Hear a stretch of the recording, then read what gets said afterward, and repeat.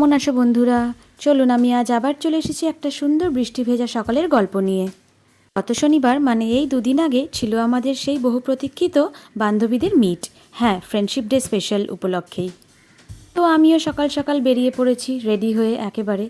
কদিন ধরে বৃষ্টি হওয়াতে রাস্তাঘাট ভীষণ সুন্দর হয়ে রয়েছে, রোদটাও ওঠেনি, ভাগ্যিস আজ অতটা বৃষ্টি হয়নি। চলুন এইভাবেই পৌঁছে গেলাম বন্ধুর বাড়ি। কিন্তু সেখানে আজ আমাদের বিশাল খাওয়া দাওয়ার ব্যবস্থা। আজকের মিটের স্পেশাল হলো মাটন। হ্যাঁ, এটা আমাদের সবারই ভীষণ প্রিয়। সত্যি কথা বলতে বাঙালি মাত্রেই মাটন প্রেমী।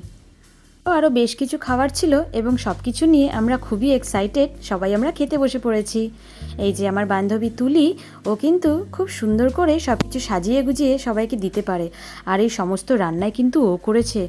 এই যে পটল এবং স্যালাড রেডি করা, ভাত, মাংস সবই ওর বানানো। পটলের এই বিশেষ রেসিপিটা হচ্ছে পটল বাটা, এটা তো ভীষণই প্রিয়। তারপরেই চলে এসেছে আমাদের মাটন।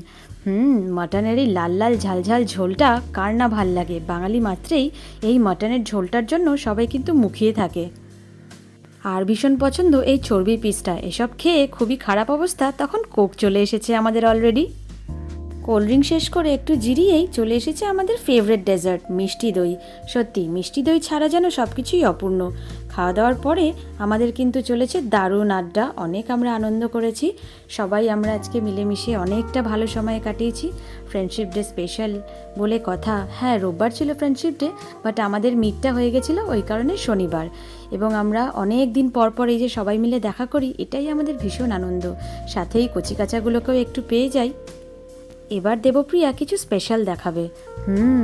ইয়েস, এইটাও কিন্তু আমাদের দারুণ প্ল্যান করা একটা জিনিস, কেক। ইয়েস, আমাদের এটা ফ্রেন্ডশিপ ডে স্পেশাল কেক। এই কেকটা সৌমি অর্ডার দিয়ে এনেছে আমাদের সবার জন্য। এটা একটা হ্যান্ডমেড কেক এবং ভীষণই টেস্টি ছিল। তো ফার্স্টেই আমরা পুচকিগুলোকে বসিয়ে দিলাম কেকটা কাটিং করতে। আফটারঅল ওদেরও বন্ধুত্ব আছে।